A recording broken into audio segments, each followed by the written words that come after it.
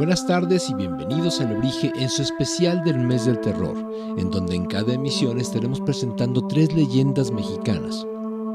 Hoy les presentamos el campanario maldito, la leyenda de la Llorona y el hombre lobo. Disfrútenlos. Las historias y leyendas que existen sobre los conventos son innumerables. Ahora toca el relato de una que es muy impactante por lo que se verá más adelante y porque nadie sabe en realidad lo que sucedió. Todo comenzó el día en que el padre del convento recibió visitas. Como ya se había corrido la noticia de que allá espantaban, la mayoría de las habitaciones estaba deshabitada. Sin embargo, el padre no estaba tan convencido de ello. Hacía tiempo alguien le comentó que en el campanario espantaban. Dicho suceso consistía en la aparición de un señor vestido de negro, pero él no lo creyó.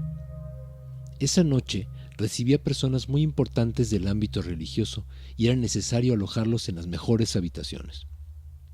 Pero cuando llegaron las personas, notó que entre ellas había alguien a quien no esperaba, lo cual por supuesto no le importó, al contrario, se sentía muy a gusto con su visita. Las horas pasaron entre plática y plática, por lo que se acercaba la hora de irse a dormir. Para entonces, el padre ya tenía resuelta la forma en que se quedarían. La habitación que él ocupaba se la dejaría a la persona que llegó sin previo aviso, mientras él se dormiría en el campanario. Así lo pensó y así lo hizo.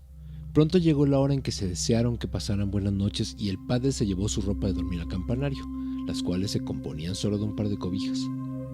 Las horas transcurrieron como de costumbre, lo que lo hacía pensar que todo lo antes dicho eran simplemente supersticiones. No había nada que temerle.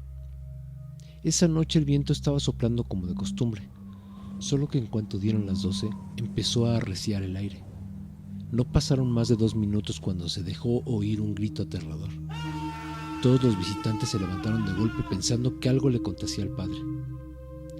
En vano fueron sus intenciones de subir al campanario porque el padre ya estaba abajo. No le costó demasiado trabajo detenerlos. El padre, además de presentar un gesto de horror, los cabellos blancos, sus manos le temblaban y la voz apenas si le salía. «Padres, padres, no vayan arriba», decía con temor. Nadie alcanzaba a comprender lo que estaba pasando. El padre no decía palabra alguna, solo se exaltaba cuando alguien mencionaba que iría a inspeccionar.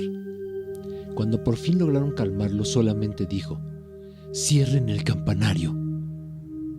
«¿Qué?», preguntaron todos. «¡Que cierren el campanario! No les diré qué fue lo que vi, pero quiero que cierren el campanario». Estas palabras fueron cumplidas como órdenes, pues nadie de los presentes ante tal escena se sintió capaz de contradecirlo. El padre finalmente murió sin revelar qué fue lo que vio aquella noche en que sus cabellos se le blanquearon. Todos los que lo conocían siempre se preguntaron cuál fue la causa de su decisión, el porqué de cerrar el campanario dejando enmudecida la iglesia. Pero nadie ni con el paso de los años pudo resolver el misterio. De todos era sabido que aquel padre era un hombre muy valiente, una persona que no se dejaba doblar por nada. Los años han pasado y el padre se llevó a la tumba el secreto. En cuanto al campanario, nadie lo ha vuelto a abrir, por respeto a la decisión del padre, quien se encargó de que todos le prometieran que nunca más abrirían ese lugar. Y si a usted ya le nació la duda de saber cuál es la iglesia, solo le voy a recomendar que para saberlo, vaya al centro a la hora en que se ofician las misas y descubra por usted mismo cuál es la iglesia que no repica sus campanas. Estoy seguro que esa es la iglesia que tiene el campanario maldito. La leyenda de la Llorona.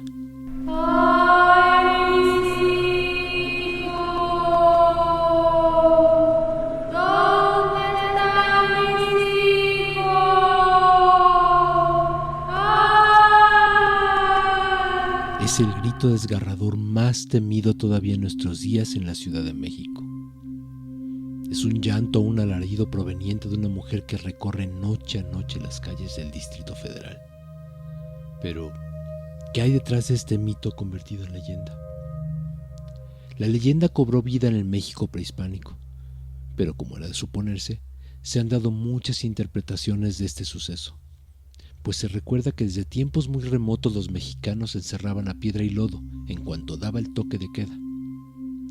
Nadie al menos que estuviera loco, abandonaba su casa después de esta hora, pues se decía que por las calles andaba una mujer que flotaba en el aire con un vestido blanco, cubierto su descarnado rostro con un velo muy suave y dando esos poderosos gritos.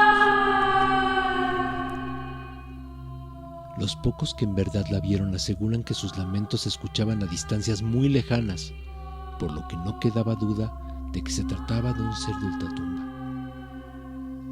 Las mujeres de aquella época les inculcaron a sus hijos que en cuanto se diera el toque de queda debían reunirse para rezar un rosario con la intención de que aquella mujer no se les acercara. Porque si algo era cierto, es que en cuanto más lejanos se escuchaban los lamentos, más cerca estaba la mujer del lugar. Por eso las cruces eran más que un adorno para los habitantes de la ciudad. Pronto los lamentos se escucharon por todas partes como un eco aterrador que hacía erizar hasta la piel del más valiente. Luego surgieron testimonios que decían que la Llorona, como ya se le conocía, traspasaba las paredes. Esto alarmó más a la población. Se cuenta que hasta los soldados que habían mostrado su valentía en la conquista de México, al llegar a esa terrible hora no querían salir a la calle. Los hombres se acobardaban y a las mujeres les temblaba todo el cuerpo. Los corazones se sobresaltaban al oír ese lamento que penetraba hasta los huesos. Poco tiempo después comenzaron las muertes de aquellos que, envalentonados por el alcohol, salían a toparse con la mujer, pero nadie aseguraba que ella los mataba con sus propias manos, pues pudieron haber muerto solamente del susto.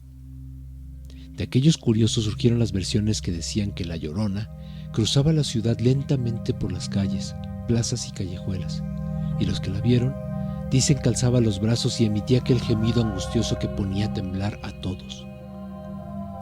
Luego se desvanecía en el aire y al poco rato ya se escuchaba por otro lado, hasta que finalmente, justo cuando el día comenzaba a asomarse, se trasladaba hasta la Plaza Mayor, donde se hincaba, besaba el suelo y se ponía a llorar con mucha desesperación, terminando con un largo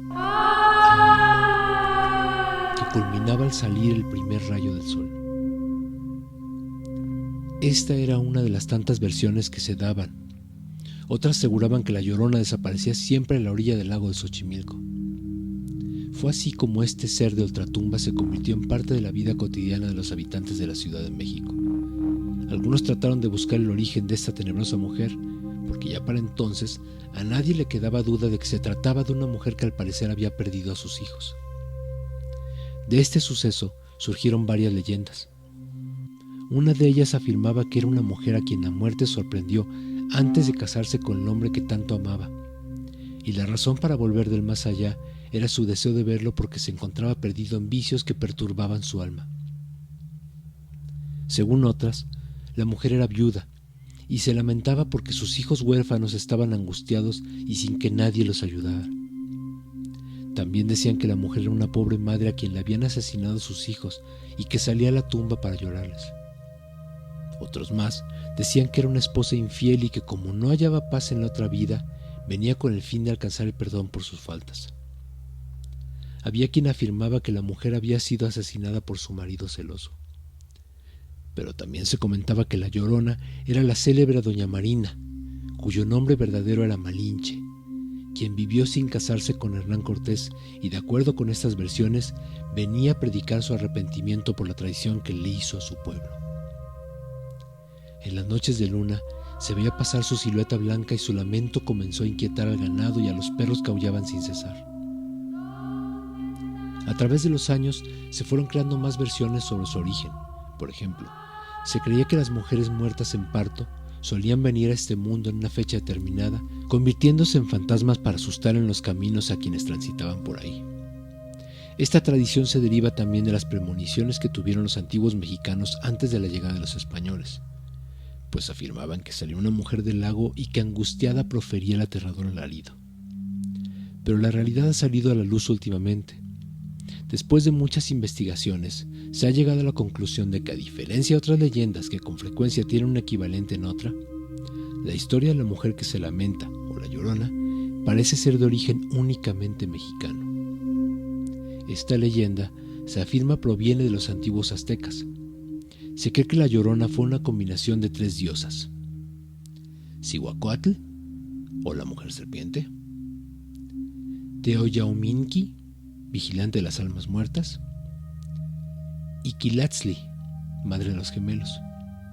Se cuenta que esta diosa vagaba por las noches vestida de blanco y siempre gritando por la pérdida de sus hijos, y según se cree, la diosa presagiaba desgracias y muerte. Por eso era que se le temía, pues en realidad solo era un anunciante de las desdichas. Cuando los españoles llegaron a tierras mexicanas, pronto adoptaron esta leyenda. Ellos relataban la historia de una campesina sorprendentemente hermosa, Luisa, quien se presumía había sido la amante de don Nuño de Montes Claros, un hombre muy adinerado y con gran posición en aquella época. Cuando él la abandonó para casarse con una mujer de su clase social, Luisa apuñaló a los 3 hijos que había concebido con él como venganza. Los envolvió con una sábana y los arrojó al primer río que se encontró a su paso.